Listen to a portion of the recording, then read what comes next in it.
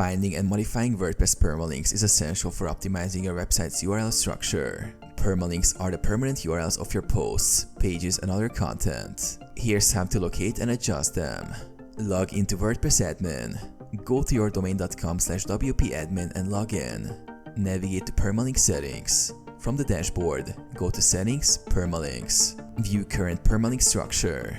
Under Settings, Permalinks, you will see your current permalink structure. WordPress offers several options: plain, day and name, month and name, post name, custom structure.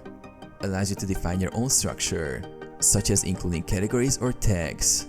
Changing permalink structure. To modify the permalink structure, select the preferred option or create a custom structure. Click Save Changes at the bottom. Customizing individual permalinks. To change a permalink for a specific post or page, go to Edit Post or Page, and under the title, click Edit next to the permalink. Modify it and click OK.